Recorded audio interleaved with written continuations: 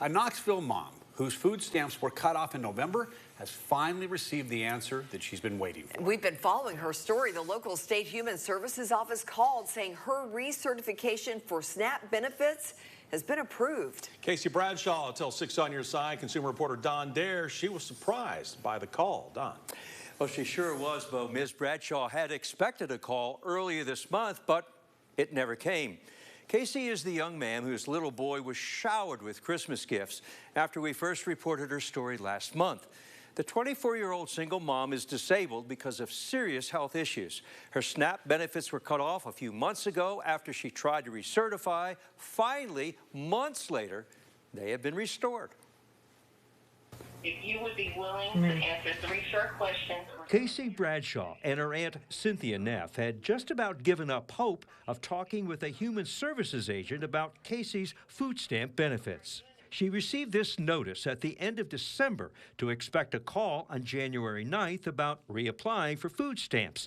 Nearly 2 weeks later, she finally received information she had been waiting to hear. They called me, and I missed a phone call, and they called me back, and they said that my benefits will be on there in about 1 to 2 days, and they're on there.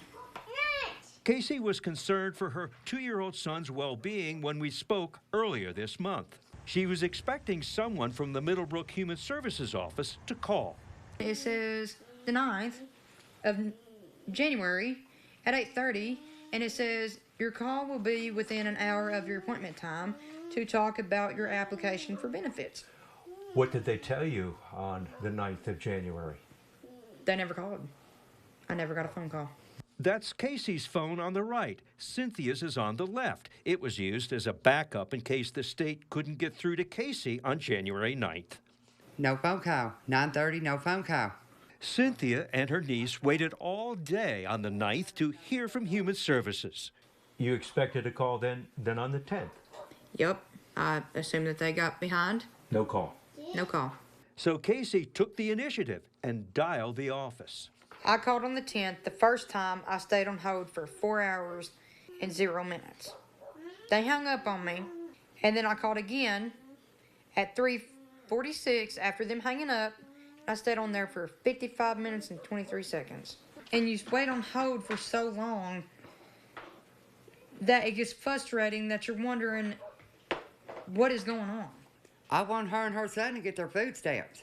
That's Santa Claus. Who is that? The Santa Ministry of Knoxville brought a moment of joy to Colton, Casey's 2-year-old son, last month. That was days after we reported he and his mom were without food stamps. Ms. Bradshaw has been unable to work following an aortic valve replacement that went wrong last June. She then required major surgery to remove blood clots in her leg, but recovery has been slow. I can't get a job. I've tried. Everybody, oh, well, you're a hazard, and we can't have you here. And before then, I was working cleaning houses. I can't even do that now. You'd like to be able to work. Yeah, absolutely. 6 on Your Side was told Human Services offices are experiencing an increase in processing SNAP benefits.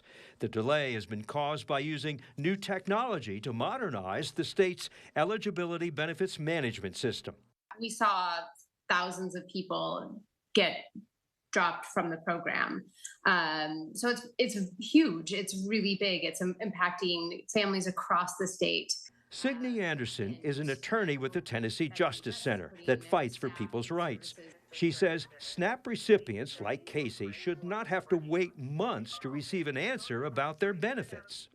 And the normal process with SNAP is the state needs to give families an answer within 30 days. For Casey, the answer came more than 60 days later.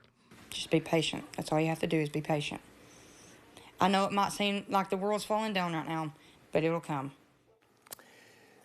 Well, Casey was told in late October it may take 2 to 3 months before the Human Services Office would get to her individual recertification, and they were right. A half a year after the agency installed that new computer system, tens of thousands of low-income Tennesseans remain in limbo, according to DHS. The Tennessee Department of Human Services blames the delay on staff shortages and computer system changes. Tonight, though, Casey is grateful her benefits have been restored. Bo. I am sure of that. All right, Don, thank you so much. Hey, if you have a consumer question for Don, send him an email, ddare@wat.com. You can also give him a call. The number's right there on your screen, but we'll read it off for you. It's 865-633-6923.